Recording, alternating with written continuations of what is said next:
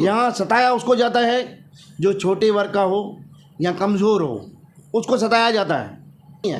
साथों साथ में उल्लासनगर में जो भी बिल्डिंग अभी बन रही है उसके अंदर भी वायलेशन है। बिल्कुल है। और मैं स्पेशली हमारे नेताओं से भी ये हाथ जोड़ के निवेदन करूँगा कि भाई साहब अभी थोड़ा शहर के बारे में सोचिए।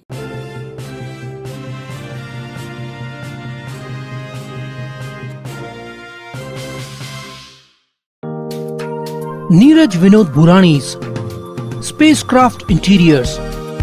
Your space, our craft. Experienced and professional team. No hidden charges. Luxurious designs. Follow us on Instagram. Spacecraft Interiors. Your space, our craft. Crystal Finance by Ajit Makijani. One-stop solution for all your loan requirements. Asan, convenient or effortless. We have tie-ups with all major banks and NBFCs. Business loan, mortgage loan, overdraft and cash credit facility. Instant approval, minimum interest rate and processing fees. Doorstep loan process. Call us today. Crystal Finance by Ajit Makijani. 9011 280000. आइए लेते एक मुलाकात कांग्रेस के महाराष्ट्र प्रदेश के media cell के महासचिव Kuldeep L Singhani जी से। कुलदीप जी, अभी हाल ही में शहर को एक सौगात मिली है, ऐसे नेताओं का कहना है, जीआर। इस जीआर को लेके हमने 2 इंटरव्यूज़ किए। एक प्रकाश कुकरेजा साहब का हमने इंटरव्यू किया, जो महानगर पालिका में लॉ ऑफिसर रह चुके हैं, सचिव रह चुके हैं, काफ़ी अच्छी जानकारी रखते अपने आप में। साथ ही साथ में दूसरा हमने इंटरव्यू किया राजा गेमनानी जी का,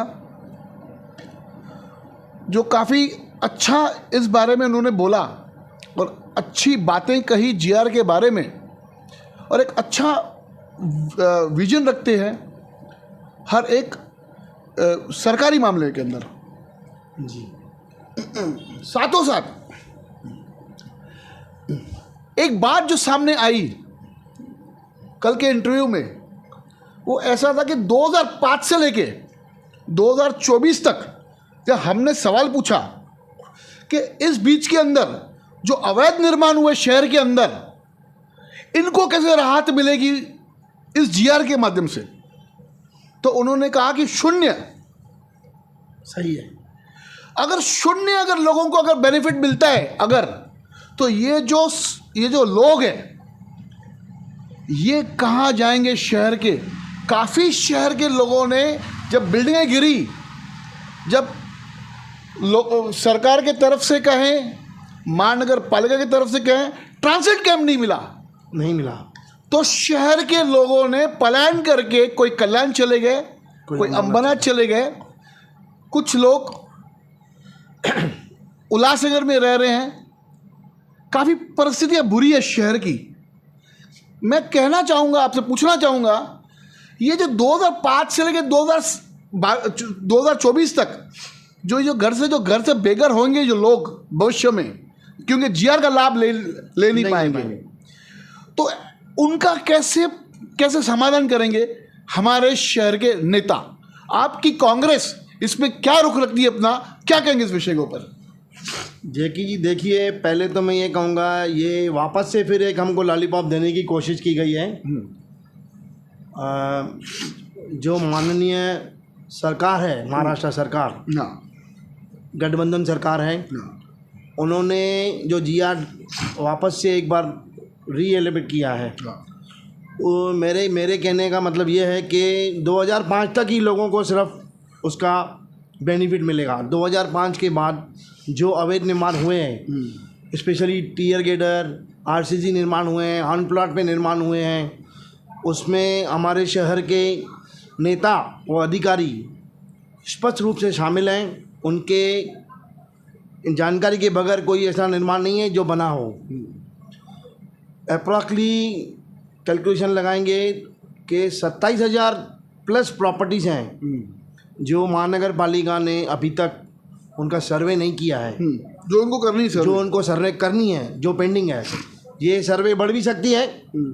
हाँ, तो आंकड़े बढ़ सकते हैं। हाँ, आंकड़े बढ़ सकते हैं। मेरे को प्रॉपर रिकॉर्ड मैंने 27,000 प्लस ही जाएगा, माइनस नहीं होगा। हाँ 27,000 प्लस आप जैकी पकड़ेंगे तो एक घर में अगर आप 4 लोग पकड़े एवरेज, तो 1 लाख लोग जिनको ये जीआर का बेनिफिट बिल्कुल नहीं मिलेगा, ज़ीरो मिलेगा। मेरे कहने का प्रयास ये है कि वो लोग कहाँ जाएंगे? वो क्या फिर पलायन करेंगे अमरनाथ कल्याण, या उनको तो कोई ट्रांजिट कैंप भी नहीं है आज।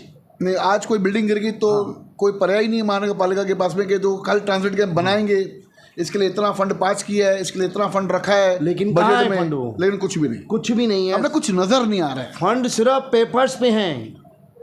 फंड नज़र आ रहे हैं सर जी, पेपर्स पे हैं। वो फंड पास होते हैं, वर्क ऑर्डर निकलता है, उसका वर्क प्रोग्रेस निकलता है, फिर बिल बनते हैं, वो अकाउंट डिपार्टमेंट में जाते हैं, फिर बड़ी बड़ी परसेंटेज तय होती हैं, फिर वो बिल क्लियर हो जाते हैं। अंडर टेबल पैसे चलते हैं। हाँ, एक ही रोड के 2-2 बार होते हैं। मुझे एक बात समझ में नहीं आई, जब मैंने इस विषय के अंदर जीआर आने के बाद जब मैंने इंटरव्यू किया, तब उसमें कि जो सरकारी ज़मीन पर जो बिल्डिंगें बन चुकी है, जो कब्जा करके बिल्डिंग बन चुकी है, उनको भी वैध करेंगे 10% लेके आरआर के हिसाब से। आरआर के हिसाब से। तो ये पहली बात तो सरकारी ज़मीन पे जब ये इन लोगों ने इंक्रोचमेंट किया किसी भी बिल्डर ने, तो उस समय क्या महानगर पालिका आंख बंद करके बैठी थी क्या? महानगर पालिका ने, हमारा एक डिपार्टमेंट है उल्लासनगर में जिसको TLR ऑफिस कहते हैं, हाँ। City survey office. हाँ, उस सिटी सर्वे ऑफिस को महानगर पालिका ने अपना NOC दिया है। ऐसे 2-3 प्लॉट्स हैं जिनकी सर्वे भी हो गई है, उनका प्रॉपर्टी कार्ड भी निकल गया है। अभी वो प्लॉट सिर्फ प्लॉट ही रहेगा, लेकिन उसका ये लोग प्लॉट बेचेंगे नहीं वो, नहीं, लेकिन उसका एक महाराष्ट्र शासन का एक रूल लेता है, आप उसका TDR दे सकते हैं किसको भी। हाँ, वो ये एक अलग प्लॉट पे यूज़ करेंगे। हाँ, 2 उदाहरण तो हमारे 5 नंबर में ही हैं, मैं नाम नहीं लूँगा क्योंकि मेरे पास अभी तक सफिशेंट पेपर्स नहीं हैं। जब सफिशेंट पेपर्स आएँ तो मैं आपके चैनल के माध्यम से पूरा जो भी बायोडेटा है उन दोनों प्लाटों का पूरा मैं आपके चैनल पे स्पष्टीकरण करूँगा कि कैसे कैसे ये काम हो रहे हैं। मैं आपको बताऊं, शासन प्रशासन चुप है, बिल्कुल चुप है, अधिकारी एकदम शांत बैठे हैं। बिल्कुल। यहाँ सताया उसको जाता है जो छोटे वर्ग का हो या कमज़ोर हो, उसको सताया जाता है। बाकी सबको शूट है, क्लियर। आपको NOC भी मिलेगी, ऑफिसर आपको बैठ के चाय भी पिलाएंगे, आपका काम भी करेंगे। मैं आपको एक बात बताऊं, बोला जाओ। मैं आपको बताता हूँ कि 5 नंबर में जैसे आपने कहा कि 2 प्रॉपर्टी ऐसी है जिसका नाम नहीं करूँगा, मैं भी एक प्रॉपर्टी के विषय में कहूँगा कि 5 नंबर में एक प्रॉपर्टी है, लगभग अगर मैं ऐसे रफली बताऊँ तो भाटिया के इर्द गिर्द वहाँ पे एक प्रॉपर्टी है, रोड टच प्रॉपर्टी है, इतना भी मैं आपको हिंट देता हूँ। मैं समझ गया। 150 वाल की प्रॉपर्टी है जिसपे 600 वाल का CD निकला है। आप समझ लो कितना बड़ा भ्रष्टाचार होगा उसके अंदर कि 150 वाल की प्रॉपर्टी के ऊपर 600 वाल का CD निकलता है। तो SDO क्या कर रहा है? खाली पैसे लेके खाली बना के दे रहे हैं, बना के दे। और इस बात का बड़ा खुलासा जल्दी फिर सुबह होगी न्यूज़ चैनल में हम करेंगे, उस बिल्डर का नाम भी लेंगे और वो प्रॉपर्टी का हम विजुअल में दिखाएंगे कि किस प्रॉपर्टी के अंदर ऐसी धांधली की गई है। और SDO चुप। अभी आप ही सोचो, जो 600 वाल की ये TDR निकालेंगे, उसकी वैल्यूएशन निकलेंगी, अभी ये नए प्लान पास होंगे, तो आप सोचो कितना इसमें भ्रष्टाचार होगा। और लोग जो ये चीज़ खरीदेंगे तो क्या वो वैध होगी? एक आदमी जो लोन लेके आज फ्लैट ले रहा है, दुकान ले रहा है, वो अगर ये चीज़ खरीद लेगा तो उसका परिवार कहाँ जाएगा जब उसे पता चलेगा कि मेरी चीज़ जो मैंने ली तो वैध ही नहीं है। साथों साथ में उल्लासनगर में जो भी बिल्डिंग अभी बन रही है उसके अंदर भी वायलेशन है। बिल्कुल है। कोई भी टाउन प्लानिंग की तरफ से कोई ऐसा है ही नहीं कि भाई वायलेशन हो रही है उसको रोका जाए। अभी तो सुधारो शहर को, बिल्कुल नेता लोग, लेकिन नहीं। आप महानगर खाली पालिका के पैसा, टाउन प्लानिंग डिपार्टमेंट में जाएंगे, अगर आप कोई एक अर्जी करेंगे तो आपकी अर्जी वो कचरे के डब्बे में फेंक देते हैं, या तो बुला के मैनेज करने की कोशिश करते हैं। पहले तो कचरे के डब्बे में फेंकेंगे, उसके बाद आपको अगर आपने उसको फॉलो किया अच्छे से, क्योंकि आप सही हो, आपको पता है कि इन्होंने इस निर्माण का जो प्लान नक्शा बना है, पास किया है, उस हिसाब से वो निर्माण बना ही नहीं है, बना ही नहीं। तो फिर आपको बुलाया जाएगा, आपको मैनेज करने की पूरी कोशिश की जाएगी। आखिर इसका सॉल्यूशन क्या, कि कैसे हमारा शहर एक अच्छी तरह से डेवलप हो, देखिए, विस्तृत शहर के रुचि में आए। मैंने पहले भी हम कहीं सके, हम कहीं पे भी कि हम उल्लासनगर शहर में रहते हैं, ये कभी कह पाएंगे हमारे शहर के वासी। देखिए, मैंने आपको पहले भी आपके चैनल के माध्यम से कहा है कि हमारे उल्लासनगर को एक लीडरशिप की ज़रूरत है जो नहीं है। तो हमें अपना पिछला टाइम याद आता है। मेरे पिताजी की वजह से मैं 78 से पॉलिटिक्स में जुड़ा हूँ, भले मेरी उम्र छोटी है लेकिन अनुभव पिताजी की वजह से मुझे काफ़ी है। तो मैं जुड़ा हूँ तो मुझे अपने पिछले दिन ज़्यादा याद आते हैं कि तभी भ्रष्टाचार नहीं था, लोग लोगों की सुनते थे, काम होता था, नगर सेवक की वैल्यू होती थी। आज नगर सेवक की क्या वैल्यू है?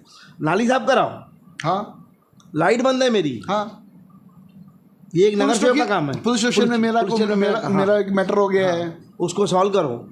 नगर सेवक की ये वैल्यू हो गई है। सबसे बड़ा काम नगर सेवकों का एक है, मैं सभी नगर सेवक के बारे में कहना चाहूँगा, एक के बारे में क्यों बोलूँ, फिर एक के लिए बोलूँगा, फिर वो एक नगर सेवक अपने ऊपर समझेगा। फिर भी मैं कहता हूँ, ये जैकेट पहन के और ये बड़े बड़े ठाड़ बाड़ में घूम के नारियल तोड़ना, ये नेताओं के लक्षण नहीं है। लोगों के काम करना, लोगों के साथ में ज़मीन में नीचे बैठना, लोगों के तकलीफ़ों के साथ में खड़ा होना, इसको बोलते हैं नेता। लेकिन यहाँ के नेता खाली नारियल तोड़ने में व्यस्त है। अभी तो मैं शुक्रगुजार हूँ कि अभी नारियल तोड़ना बंद है, अभी आचार संहिता लग गई, अभी नारियल टूटेगा नहीं, कम 1.5-2 महीने जब तक इलेक्शन हो तो नारियल टूटेगा नहीं। फिर भी जैसे ही आचार संहिता खत्म होगी तो वापस नारियल तोड़ने का सिलसिला शुरू हो गया।